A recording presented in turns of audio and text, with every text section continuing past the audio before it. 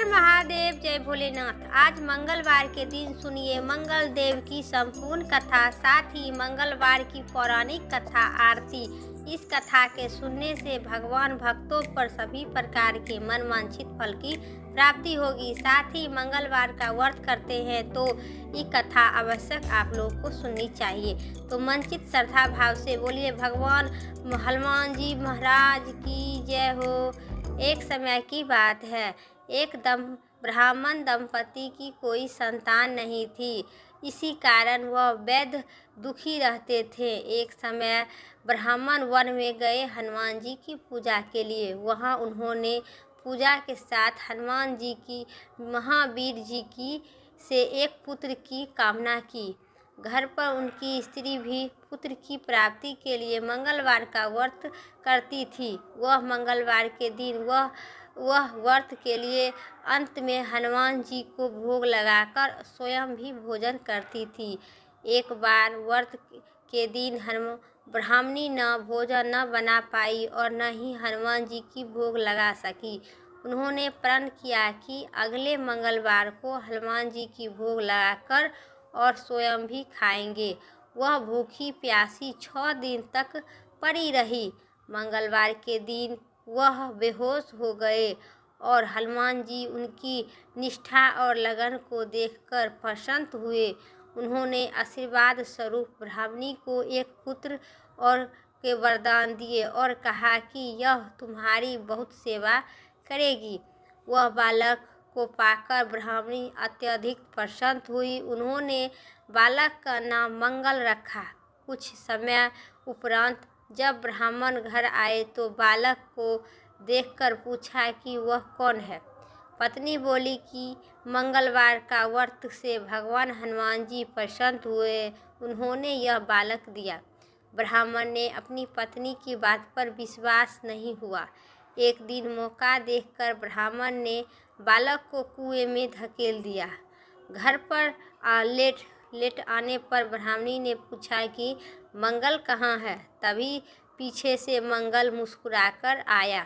उन्होंने आपस देखकर ब्राह्मण आश्चर्यचकित हो उठा। रात को हनुमान जी सपने में दर्शन दिए और बताए कि यह पुत्र तो उन्होंने ही दिए हैं। ब्राह्मण सत्य जानकर बहुत खुश हुआ। इसके बाद ब्राह्मण दंपति प्रत्येक मंगलवार का व्रत रखने लगी। जो मनुष्य मंगलवार का व्रत रखता है एवं कथा पढ़ता एवं सुनता है और नियम से व्रत रखता है, उन्होंने भगवान हनुमान जी की कृपा सब कष्ट दूर होकर सर्व सुख की प्राप्ति होती है और हनुमान जी की दया की पात्र बनती है। बोलिए हनुमान जी महाराज की जय हो। अब सुनिए मंगलवार की दूसरी कथा। एक बार नैमिषारण्य तीर्थ में 88,000 ऋषि मुनि एकत्रित होकर सूत जी से पूछने लगे, हे महामुनि, आपने हमें अनेक पुराण की कथा सुनाए हैं। अब कृपा करके हमें ऐसा व्रत और उनकी कथा बताइए जिसके करने से संतान की प्राप्ति हो तथा मनुष्य की रोग शोक अग्नि श्राप दुख इत्यादि से भय से दूर हो जाए। कलयुग में सभी जीवों की आयु बहुत कम है। इस पर यदि उन्होंने शोक चिंता कष्ट लगाने रहे, फिर हरि विष्णु की चरण में अपना ध्यान कैसे लगा सके। सूत जी ने कहे, हे मुनि, आपने लोक कल्याण के लिए बहुत ही उत्तम बात पूछे हैं। एक बार युधिष्ठिर ने भगवान श्री कृष्ण से ये लोक कल्याण के लिए यही प्रश्न किए थे। भगवान श्री कृष्ण युधिष्ठिर का संवाद में मैं आपके समान कहता हूँ, ध्यान से सुनिए। एक समय हस्तिनापुर की राजसभा में योगराज श्री कृष्ण बैठे हुए थे। तब युधिष्ठिर ने भगवान श्री कृष्ण से प्रश्न किए, हे प्रभु नंदन गोविंद, आपने मुझे अनेक कथा सुनाए हैं। आज कृपा करके ऐसा कोई व्रत तथा कथा सुनाइए जिसके करने से मनुष्य रोग चिंता तथा भय से मुक्त होकर उन्हें पुत्र की प्राप्ति हो। हे प्रभु, बिना पुत्र बिना मनुष्य की जीवन व्यर्थ है, वह नरगामी होती है। पुत्र के बिना मनुष्य तृप्त से छुटकारा नहीं पा सकता है और नहीं वह पुनः नरक में उद्धार पा सकता है। अतः पुत्रदायक व्रत बताइए। तब भगवान श्री कृष्ण ने कहे, हे राजन, मैं एक प्राचीन इतिहास सुनाता हूँ, आप उन्हें ध्यानपूर्वक सुनिए। कुंडलपुर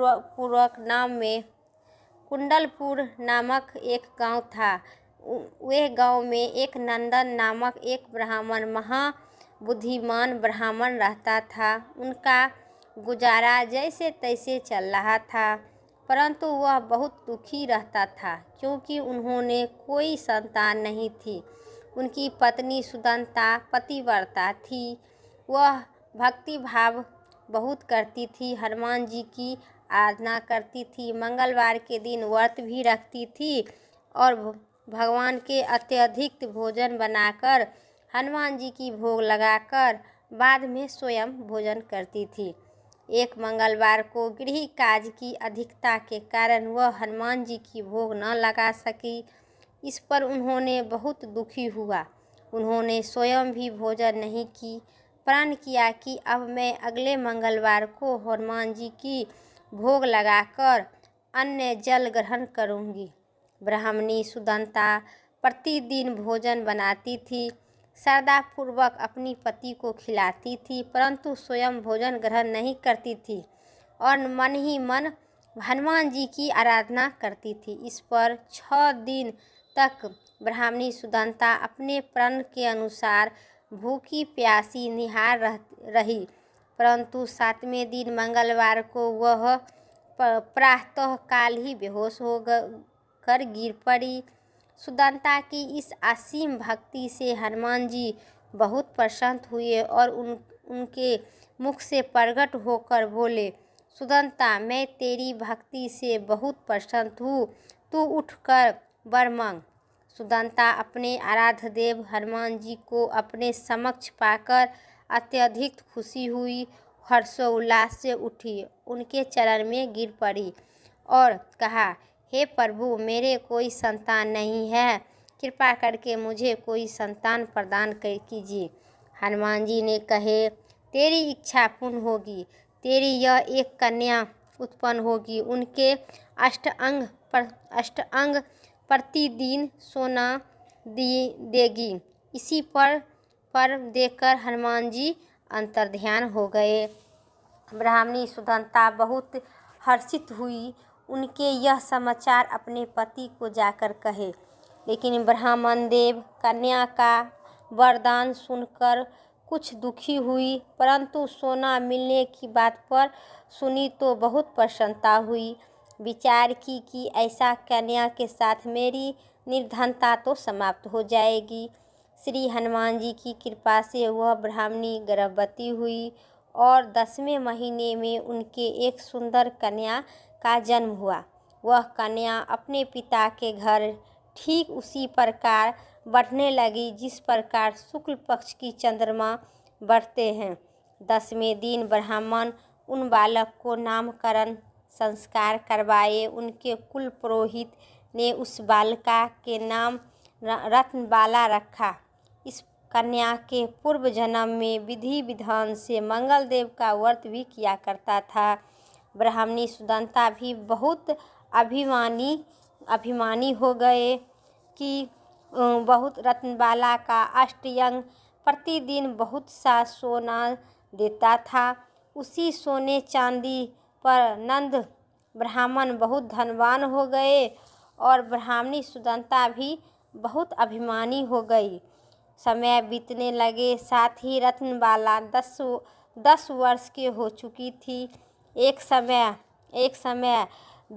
दिन सुदंता ने नंद ब्राह्मण से कहे, हमारी पुत्री 10 वर्ष का हो गई है, विवाह योग हो गई है, अतः कोई वर तथा योग वर देखकर उसका विवाह कर दीजिए।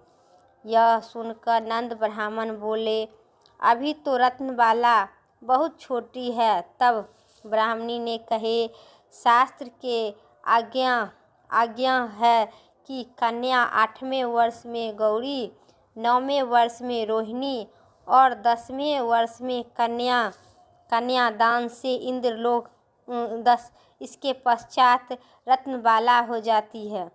गौरी के दान करने पर परलोक है, रोहिणी के दान करने पर वैकुंठ लोक और कन्या के दान करने पर इंद्रलोक की सुखों की प्राप्ति होती है।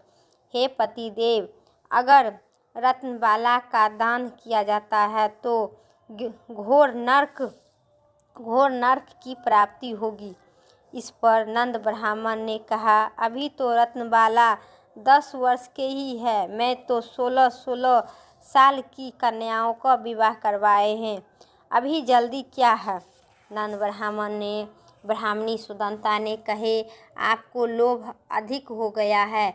अगर 11 वर्ष के कन्या का विवाह नहीं होता है तो उनके मासिक धर्म रक्त का पिता और बड़े भ्राता को पान करना है पड़ता है। शास्त्र में कहा गया है कि यदि माता पिता और बड़े भाई रत्नबाला कन्या को देखते हैं तो नरकगामी होते हैं। नंद ब्राह्मण ने कहे, ठीक है, मैं कल ही योग वर की तलाश में अपना दूसरे दिन ब्राह्मण ने दूत की बुलाकर और कहा, मेरी कन्या जैसी सुंदर है वैसे ही सुंदर के लिए तुम लोग तलाश करो। दूत स्वामी की आज्ञा पाकर वह खोजने के लिए चल पड़ा। अनेक गांव घूमने के बाद उन्होंने पाई नगर में एक सुंदर ब्राह्मण युवक को देखा। वह बालक जिसका नाम रामेश्वर था बहुत ही गुणवान था।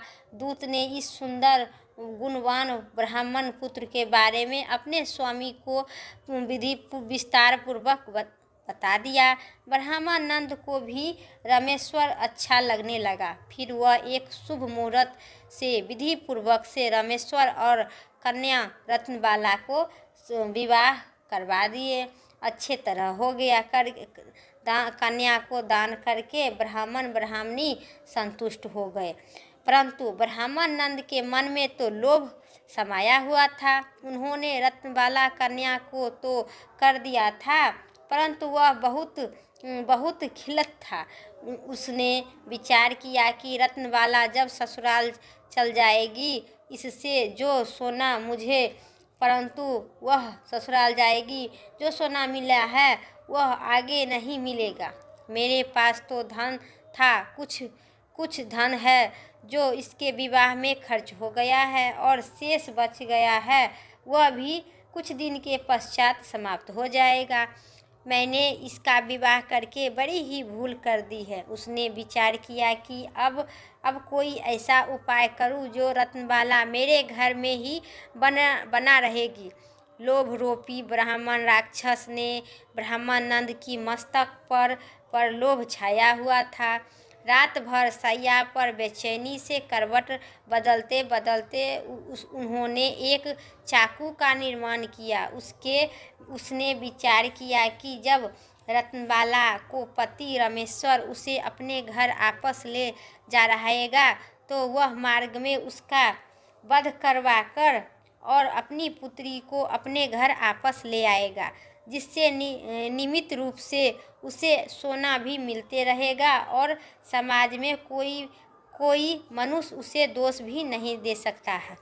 प्रातः काल हुआ। नंद ब्राह्मण और उनकी पत्नी सुदंता ने अपने जमाता तथा पुत्री की बहुत सा धन देकर विदा किया।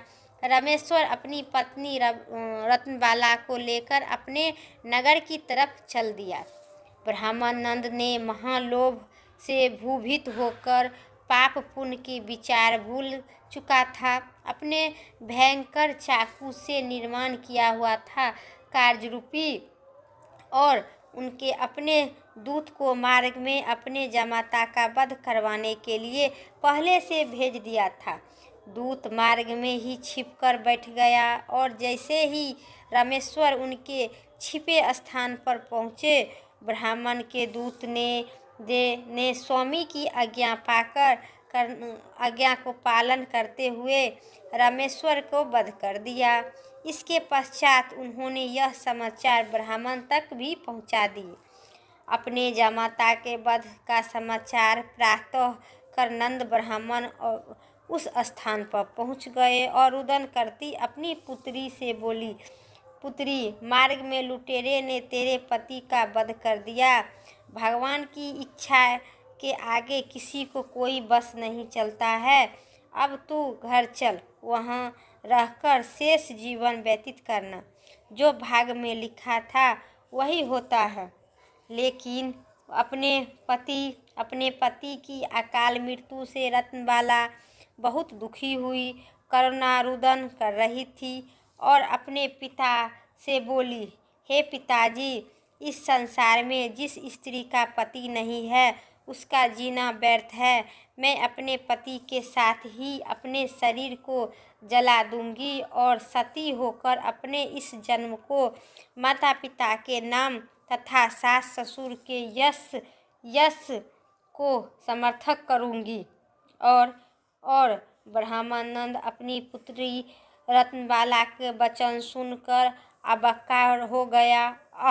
वह विचार करने लगा कि मैंने व्यर्थ में ही जामाता का वध का पाप अपने सिर पर लिया हूँ।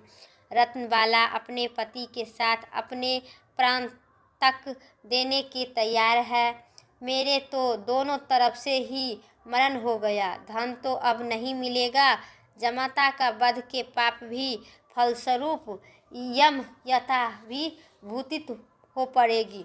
यह सुन समझकर वह बहुत दुखी हुई और दुखी रहने लगे। रामेश्वर की चिता रचाई गई। रत्नबाला सती होने की इच्छा से पति के सिर अपनी गोद में रखकर चिता पर बैठ गई। जैसे ही रामेश्वर की चिता में आग लगाई गई, वैसे ही भगवान प्रसन्न होकर मंगलदेव वहां प्रकट हो गए और बोले, हे रत्नबाला, मैं तेरी पति भक्ति से बहुत प्रसन्न हूँ। तू वर मांग। रत्नबाला ने अपनी पति की जीवन दान मांगकर मंगलदेव बोले, रत्नबाला, तेरे पति अजर अमर है, वह बड़ा विद्वान भी होगा। अपने अतिरिक्त तेरी जो इच्छा है वह वर मांग। रत्नबाला ने कहे, हे ग्रहों की स्वामी, यदि आप मुझ पर प्रसन्न है तो मुझे यह वर दीजिए कि जो भी मनुष्य मंगलवार के दिन प्रातःकाल पुष्प लाल चंदन से पूजा करके आपका स्मरण करे, उसे रोग शोक न हो और नहीं हो, कभी कष्ट विरोग न हो, श्राप अग्नि तथा शत्रुओं से भयभीत न हो। जो स्त्री एवं पुरुष मंगलवार का व्रत करे वह कभी भी विधवा न हो। मंगलदेव ने तथास्तु कहे, ऐसा ही होगा। जो स्त्री मंगलवार का व्रत करेगा वो कभी विधवा नहीं होगी। वो मंगलदेव ने तथास्तु कहकर अंतर्ध्यान हो गए।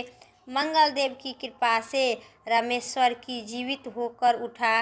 रत्नबाला अपनी पति को पुनः प्राप्त कर बहुत प्रसन्न हुई। रामेश्वर अपनी पत्नी को लेकर अपने नगर चल गया। इसके बाद दोनों पति पत्नी मंगलवार का व्रत कर प्रत्येक मंगलवार का व्रत करने लगी और मंगलदेव की कृपा से इस लोक का सुख ऐश्वर्य भोग कर और स्वर्ग लोक चले गए। बोलिए हनुमान जी भगवान की जय, मंगलदेव भगवान की जय। जिस प्रकार रामेश्वर और रत्नबाला का जीवन दान दे दिए, जिस प्रकार रामेश्वर जीवित होकर रत्नबाला कभी विधवा न हो, उसी प्रकार जो मनुष्य भक्त इस मंगलवार का व्रत करेगा वो कभी विधवा नहीं होगा। बोलिए मंगलदेव भगवान की जय, हनुमान जी महाराज की जय हो। अब सुनिए आरती, हनुमान जी की आरती। आरती कीजिए हनुमान लला की, दुष्ट दलन रघुनाथ कला की। आरती कीजिए हनुमान लला की, जाके बल से गिरिधर कांपे, जाके बल से गिरिधर कांपे। रोग शोक जाके निकट न झांके, अंजनी पुत्र महाबलदाई, असंतन के प्रभु सदा सहाई। देवीरा रघुनाथ पठाई, लंका जाए सिया सुध लाए। लंका सौ समुद्र की खाई, हल जाके जाते लंका सिया सुध लाई। जाते पवन सुत बार लगाई, लंका जाए असुर संहारे। सिया रामचंद्र के काज समारे, आरती कीजे हनुमान लला की। दुष्ट दलन रघुनाथ कला की, अगलाई सजीवन प्राणी उजारे। पोठ पताल तेरी जन्म कारे, अहि रावण के भुजा उखाड़े। बाएं भुजा असुर दल मारे, दाएं भुजा सत जन तारे। सुर नर मुनि जनि आरती उतारे, जय जय जय हनुमान उचारे। कंचन थाल अगर कपूर लाई, आरती कीजिए अंजना माई। आरती कीजिए अंजना माई। जो हनुमान जी की आरती गावे, बस पर वैकुंठ पदम पद पावे। लंका विध्वंस किन्हा रचाई, तुलसीदास प्रभु कित लगाई। आरती कीजिए हनुमान लला के, दुष्ट दलन रघुनाथ कला के। बोलिए सियावर हनुमान जी महाराज की जय हो। आज मंगलवार की पौराणिक कथा इतना ही तक था। वीडियो अच्छी लगे तो लाइक कीजिएगा, चैनल पर नए हैं सब्सक्राइब करके कमेंट में लिखिए हनुमान जी महाराज की जय हो।